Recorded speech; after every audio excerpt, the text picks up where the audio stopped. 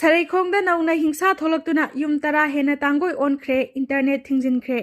haukiba tang taret ki numidangdagi hauna Hourkle district ki Litan police station gi manung chanba Saraikong amasung masigi manak nakpa khulda Kuki amasung naga ani gi marakta unkhanaraktuna yum kunthra gi mathakta tangoi onkraba matung ngasi amuk hana Litan tangkhul village amasung Saraikongda hingsa tholaktuna yum tara gi mathakta mai Thakhre Mafam aduda hojik oirakliba phibam adu yenglaga Manipur Sarkar gi maikaidagi Hourkle district ta numit mangani gi oina internet thingkhre jaga aduda ahenba security kya thajin khiba yauna nongthaktagi helicopter na aerial survey Thakhre ayuk angan badagina pung tara khara helakpa phawada nauna mai thanariba khulsing adugi jaga singda khulai paiba masel akanba moongda khuthoknakhre nongmai kapna baduna maram oiraga chakliba mai sing adu muthatnaba fire tender sing khudakta sangbangam khide Kuki amasung tangkhulani gi marakta nauna unkhatnarakliba siga mari leinana tangkhul naga organization ama oriba kafolong amasung katho katamnaulong anina Hourkle district yauna masiga lonariba Kamjong district ki jaga singda Kuki sing chathok chasin tawbada athingba thamkhre yum mai thana bagi thaudok sing aduna maram oiraga Saraikong Kuki village amasung manak nakpada leiba Kuki khul kya gi miyoi kya lanjenaratuna Kuki singna namna tariba Kangpokpi district ki modbung amasung cycle gi khul kya da sangjafam lauduna leiri nakalani ki oina hojik chawno unkhatna riba sida hojik fawbagi oina misi mina thokpagi pawdi leitri adubu social media da AK amasung assault rifle na singba paiduna nongmai kapna bagi footage na singbasu leptana thaganarakpani Kangrup ani gi miyam mi painaduna lanjenaba leptri Hourkle district ta nauna hingsa thorakliba siga mari leinana Manipur Sarkar gi Commissioner Home N Ashok Kumar na district asida ngasi ayuk pung 13 makhai tabadagi internet data service VPN VSAT numit mangani gi oina athingba thamle haina order ama thokre Kangpokpi district ki manung sanba ke lungwiram naga village ta Kuki singna yum ama mai tharamle Haukiba tang mapan amasung taragi lona banongyay matung pung taraga nithoi minute tararom taba matamda Kangpokpi district ki super maina police station ki manung chanba ke lungwiram village ta leibat nagagi yum ama Kuki singna mai tharamle yum mai thare haibagi paw security force singna fangbadagi mafam aduda ahenba force sing sangsilaktuna sakliba mai adu muthatkre mai sakliba aduda kaya yamna amang ata thokhrabagi haibadudi hojik fawbagi oina chapchana khangba ngamdri amaromda ke lungwiram naga village ta leiba azam abonmai apokpa laikhidraba kwaklai abonmai kauba amagi yum Kuki singna mai tharambagi thaudok adu konsa khul konsa saram village authority gi maikaidagi akanba moongda condemn tawkhre loop asigi information and publicity wing na thadorokpa cherol amana hairibana February 9 gi ahing nongyai pung 13 minute 55 rom taba matamda khulasiga thangnana leminari ba saron 5 bhai khuldagi bhai youth kuntra rom laklaga azam abon magi yum adu mai tharam khibani asigumba yamna ka henba thawong singasi el mulnan village ki chief Thangkholen bhai lailon khunaugi chief haupu bhai saron 5 village ki chief thangboi bhai gi thawin sin da sathakhibani haiba criminal gi oiba thawong singasina mafam adugi law and order da chauna akaiba pibada natana kangrup khudimak nungsi sanana laiminari basida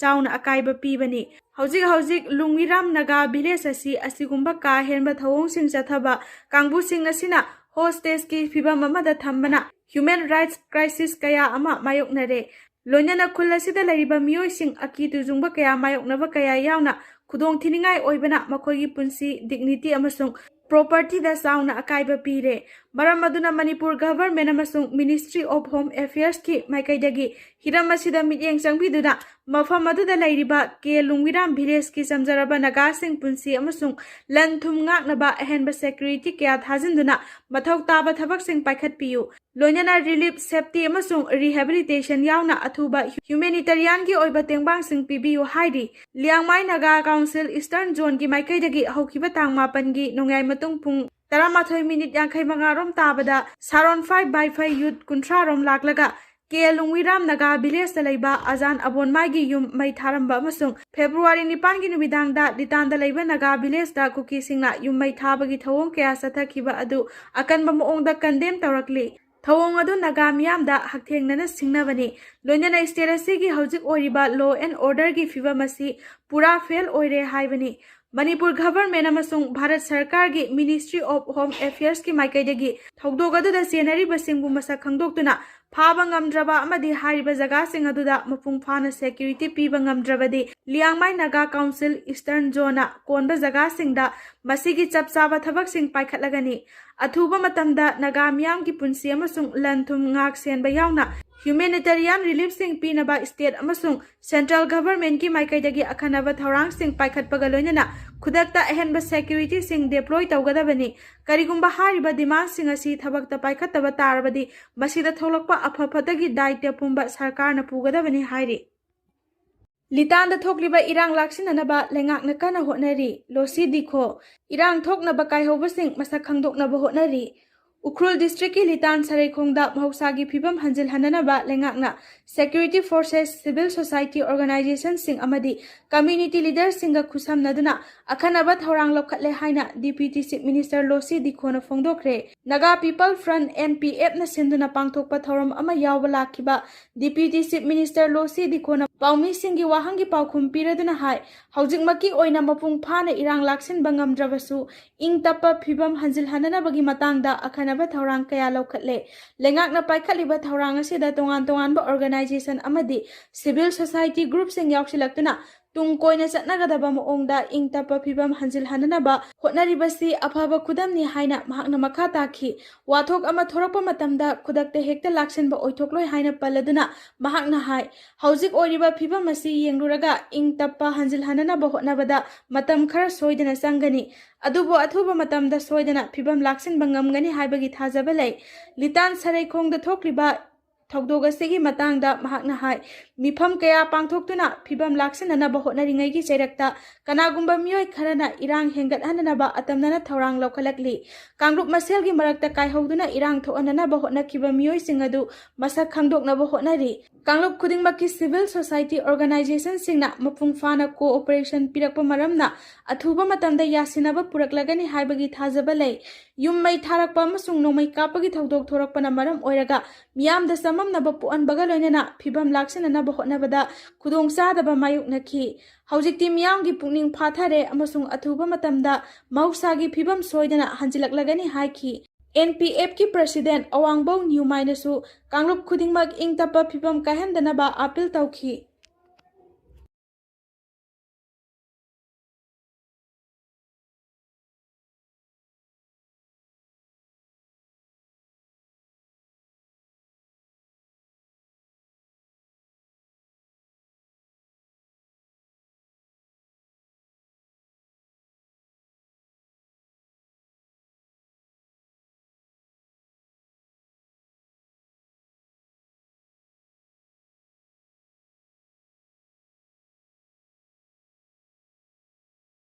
Sendoi Saba Singi Matakta akan mamityang changlagani. Haukiba chahi lisingani kundagi Manipurda COVID-19 sandorokiba matamaduda miyamna chahi ani hena subanomba yadana chahi ani hena wana lerakhi masina maram oiraga sunomlaga hingna balantheng basing laribasing anabana hena awa saitheng mayok basing adu phugatnaba hotnabada ngasi phawba haugat kangkhat ngamdana leiri masigi matung inglisingani kulumdagi me ahumdagi Kuki narco terrorist singna maitai singi matakta landaraktuna apunbagi saktam thugaraktuna Kuki singi tokhaiba lengak natraga leiba kangron semnaba wathokta miyoi chani humpurom henbagi punsi pikhamnakre miyoi lising humpu henbana relief camp da sangja phamlogduna leiriba sigi yenglaga sales hanba lanai bank sing sana yauna atai atopa potchai sing bandop loba amasung marup sanaba sing lepnaba lamdamasigi miyam maru oina CSO singi maikai dagi athingba thamlakhibani haina akom lup kanglai pak amasung KSA na thadorokpa cherol amana hairi cherol asina makha tana haribana laibak thibadi miyamgi kholawgi mayokta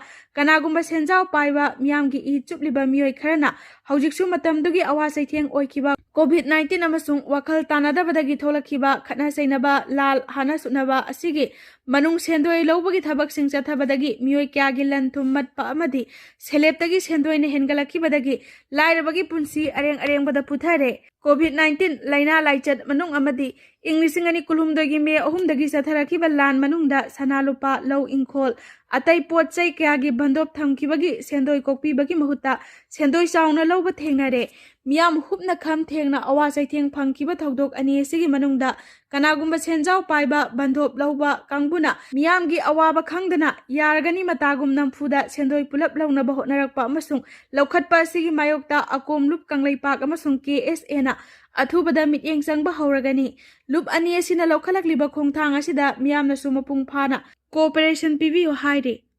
ꯅꯝꯕꯨꯜ ꯇꯨꯔꯦꯜꯗ ꯑꯁꯤꯕ ꯍꯛꯆꯥꯡ ꯑꯣꯏꯅ ꯇꯥꯎꯊꯔꯛꯈꯤꯕ ꯑꯗꯨ ꯊꯤꯕ ꯈꯪꯗꯅ ꯂꯩꯔꯛꯈꯤꯕꯤ ꯅꯤꯂꯣꯗꯥ ꯑꯣꯏꯔꯝꯂꯦ꯫ ꯍꯧꯈꯤꯕ January 29ꯒꯤ ꯑꯍꯤꯡ ꯅꯣꯡꯌꯥꯏ ꯃꯇꯨꯡ ꯄꯨꯡ 1:58 ꯔꯣꯝ ꯇꯥꯕ ꯃꯇꯝꯗ ꯏꯝꯐꯥꯜ ꯋꯦꯁ ꯗꯤꯁꯇ꯭ꯔꯤꯛꯀꯤ ꯄꯨꯂꯤꯁ ꯁ꯭ꯇꯦꯁꯟꯒꯤ ꯃꯅꯨꯡ ꯆꯟꯅ ꯀ꯭ꯋꯥꯀꯩꯊꯦꯜ ꯂꯝꯗꯣꯡ ꯂꯩꯀꯥꯏꯗ ꯂꯩꯕꯤ ꯁꯦꯔꯥꯝ ꯅꯤꯉꯣꯜ ꯁꯂꯥꯝ ꯑꯣꯡꯕꯤ ꯅꯤꯂꯣꯗꯥ ꯗꯦꯕꯤ ꯆꯍꯤ 92 ꯃꯄꯨꯔꯣꯏꯕꯒꯤ ꯃꯤꯡ ꯁꯂꯥꯝ ꯇꯣꯝꯕ ꯁꯤꯡ ꯍꯥꯏꯕꯒꯤ ꯅꯨꯄꯤ ꯑꯁꯤ ꯉꯁꯤ ꯅꯝꯕꯨꯜ ꯇꯨꯔꯦꯜ ꯃꯔꯤꯜꯒꯤ ꯍꯩꯔꯥꯡꯒꯣꯏ ꯊꯣꯡꯈꯣꯡ ꯃꯌꯥꯗ ꯁꯤꯅ ꯇꯥꯎꯊꯔꯛꯈ꯭ꯔꯦ꯫ ꯃꯤꯑꯣꯏ ꯑꯃꯒꯤ ꯑꯁꯤꯕ ꯍꯛꯆꯥꯡ ꯇꯥꯎꯊꯔꯛꯄ ꯑꯗꯨ ꯃꯤꯑꯣꯏ ꯈꯔꯅ ꯎꯔꯛꯄꯗꯒꯤ ꯃꯤꯌꯥꯝ ꯍꯨꯞꯅ ꯆꯪꯁꯤꯟꯗꯨꯅ ꯌꯦꯡꯅꯈꯤ꯫ ꯑꯗꯨꯕꯨ ꯏꯁꯤꯡꯗ ꯎꯞꯁꯤꯟꯗꯨꯅ ꯇꯥꯎꯊꯔꯛꯄꯅ ꯃꯔꯝ ꯑꯣꯏꯗꯨꯅ ꯑꯁꯤꯕ ꯍꯛꯆꯥꯡ ꯑꯗꯨ ꯃꯁꯛ ꯈꯪꯕ ꯉꯝꯈꯤꯗꯦ꯫ ꯈꯨꯗꯛꯇ ꯃꯔꯤ ꯂꯩꯅꯕ ꯄꯨꯂꯤꯁꯇ ꯄꯥꯎ ꯄꯤꯕꯗꯒꯤ ꯄꯨꯂꯤꯁꯀꯤ ꯀꯥꯡꯕꯨ ꯂꯥꯛꯇꯨꯅ ꯑꯁꯤꯕ ꯍꯛꯆꯥꯡ ꯑꯗꯨ ꯂꯧꯈꯠꯇꯨꯅ ꯌꯦꯡꯕ ꯃꯇꯝꯗ ꯍꯧꯈꯤꯕ January 29ꯗꯒꯤ ꯃꯁꯥꯒꯤ ꯃꯌꯨꯝꯗꯒꯤ ꯊꯣꯛꯈꯤꯕꯗꯒꯤ ꯊꯤꯕ ꯈꯪꯗꯅ ꯂꯩꯔꯛꯈꯤꯕꯤ ꯁꯦꯔꯥꯝ ꯅꯤꯉꯣꯜ ꯁꯂꯥꯝ ꯑꯣꯡꯕꯤ ꯅꯤꯂꯣꯗꯥ ꯗꯦꯕꯤꯅꯤ ꯍꯥꯏꯕ ꯃꯁꯛ ꯈꯪꯕ ꯉꯝꯈꯤꯕꯅꯤ ꯍꯥꯏꯔꯤ꯫ ꯄꯟꯕ ꯌꯥꯕꯗꯤ ꯃꯍꯥꯛꯅ ꯃꯁꯥꯒꯤ ꯃꯌꯨꯝꯗꯒꯤ ꯊꯣꯛꯈꯤꯕꯗꯒꯤ ꯊꯤꯕ ꯈꯪꯗꯅ ꯂꯩꯔꯛꯈꯤꯕꯒ ꯃꯔꯤ ꯂꯩꯅꯅ ꯏꯃꯨꯡ ꯃꯅꯨꯡꯒꯤ ꯃꯤꯑꯣꯏꯁꯤꯡꯅ ꯃꯔꯤ ꯂꯩꯅꯕ ꯄꯨꯂꯤꯁ ꯁ꯭ꯇꯦꯁꯟꯗ ꯃꯤꯁꯤꯡ ꯔꯤꯄꯣꯔꯠ ꯇꯧꯗꯨꯅ ꯈꯪꯍꯜꯂꯕ ꯃꯇꯨꯡꯗ ꯂꯝꯗꯝ ꯑꯁꯤꯒꯤ ꯄꯥꯎꯆꯦꯁꯤꯡꯗ ꯂꯩꯈꯤꯗ꯭ꯔꯕꯤ ꯑꯁꯤꯒꯤ ꯐꯣꯇꯣꯅꯆꯤꯡꯕ ꯍꯥꯞꯇꯨꯅ ꯃꯤꯁꯤꯡ ꯔꯤꯄꯣꯔꯠ ꯄꯤꯗꯨꯅ ꯃꯍꯥꯛꯀꯤ ꯃꯔꯤ ꯃꯈꯣꯡ ꯈꯪꯅꯕ ꯊꯤꯕꯒꯤ ꯊꯕꯛ ꯆꯠꯊꯔꯛꯄꯗ ꯈꯪꯕ ꯉꯝꯗꯅ ꯂꯩꯔꯛꯈꯤꯕꯅꯤ꯫ ꯗꯥꯏꯕꯦꯇꯤꯁ ꯅꯥꯕ ꯃꯤꯑꯣꯏ ꯑꯌꯥꯝꯕ ꯑꯍꯥꯟꯕ ꯍꯧꯒꯠꯂꯛꯄꯗ ꯃꯁꯥꯅ ꯈꯪꯖꯗꯦ꯫ ꯃꯥꯂꯦꯝꯒꯤ ꯃꯐꯝ ꯑꯌꯥꯝꯕꯗ Type 2 ꯗꯥꯏꯕꯦꯇꯤꯁ ꯅꯥꯕ ꯃꯤꯒꯤ ꯃꯁꯤꯡ ꯀꯥ ꯍꯦꯟꯅ ꯌꯥꯝꯈꯠꯂꯛꯂꯕꯁꯨ ꯑꯍꯥꯟꯕ ꯍꯧꯒꯠꯂꯛꯄꯗ ꯃꯤꯑꯣꯏ ꯑꯌꯥꯝꯕꯅ ꯂꯩꯅꯥ ꯑꯁꯤ ꯂꯩꯔꯦ ꯍꯥꯏꯕ ꯃꯁꯛ ꯈꯪꯖꯗꯦ꯫ ꯂꯩꯅꯥ ꯑꯁꯤ ꯂꯩꯔꯦ ꯍꯥꯏꯕ ꯃꯤꯑꯣꯏꯁꯤꯡ ꯏꯟꯁꯨꯂꯤꯟ ꯔꯦꯖꯤꯁꯇꯦꯟꯁ ꯑꯣꯏꯕ ꯃꯔꯝꯅ ꯍꯛꯆꯥꯡꯅ ꯒ꯭ꯂꯨꯀꯣꯖ ꯑꯃꯁꯨꯡ ꯐꯦꯠ ꯃꯦꯇꯥꯕꯣꯂꯤꯖꯝ ꯇꯧꯕ ꯉꯝꯂꯛꯇꯦ꯫ ꯀꯥ ꯍꯦꯟꯅ ꯍꯛꯆꯥꯡ ꯆꯣꯛꯊꯕ, ꯇꯣꯏꯅ ꯏꯁꯤꯡ ꯈꯧꯔꯥꯡꯕ, ꯃꯄꯥꯟ ꯇꯣꯏꯅ ꯊꯣꯛꯄ, ꯎꯟꯁꯥꯗ ꯏꯟꯐꯦꯛꯁꯟ ꯊꯣꯛꯄ ꯑꯁꯤꯅꯆꯤꯡꯕꯁꯤꯡ ꯗꯥꯏꯕꯦꯇꯤꯁꯀꯤ ꯃꯔꯨꯑꯣꯏꯕ ꯂꯥꯏꯑꯣꯡꯁꯤꯡꯅꯤ꯫ ꯏꯟꯗꯤꯌꯥꯒꯨꯝꯕ ꯆꯥꯎꯈꯠꯄꯒꯤ ꯃꯃꯤ ꯁꯥꯝꯂꯤꯕ ꯂꯩꯕꯥꯛꯁꯤꯡꯗꯗꯤ ꯗꯥꯏꯒꯅꯣꯁꯇꯤꯛ ꯇꯦꯁ ꯇꯧꯅꯕꯒꯤ ꯈꯨꯗꯣꯡꯆꯥꯕ ꯂꯩꯇꯕ ꯃꯔꯝꯅ ꯃꯇꯝ ꯆꯥꯅ ꯂꯩꯅꯥ ꯑꯁꯤ ꯂꯩꯔꯦ ꯍꯥꯏꯕ ꯈꯪꯗꯣꯛꯄ ꯉꯝꯗꯦ ꯍꯥꯏꯅ ꯃꯅꯤꯄꯥꯜ ꯍꯣꯁꯄꯤꯇꯥꯜꯒꯤ ꯀꯟꯁꯜꯇꯦꯟꯠ ꯑꯦꯟꯗꯣꯀ꯭ꯔꯥꯏꯅꯣꯂꯣꯖꯤꯁꯠ ꯗꯥꯛꯇꯔ ꯚꯥꯅꯨ ꯄ꯭ꯔꯕꯤꯟ ꯅꯥꯏꯗꯨꯅ ꯔꯤꯄꯣꯔꯠ ꯑꯃꯅ ꯐꯣꯡꯗꯣꯔꯛꯂꯤ꯫ ꯗꯥꯏꯕꯦꯇꯤꯁ ꯅꯥꯕ ꯃꯤꯑꯣꯏꯁꯤꯡꯗ ꯕ꯭ꯂꯗ ꯒ꯭ꯂꯨꯀꯣꯖꯀꯤ ꯆꯥꯡ ꯀꯥ ꯍꯦꯟꯅ ꯋꯥꯡꯈꯠꯂꯛꯂꯕꯗꯤ ꯈꯪꯍꯧꯗꯅ ꯍꯛꯆꯥꯡꯒꯤ ꯑꯔꯨꯝꯕ ꯍꯟꯊꯔꯛꯏ꯫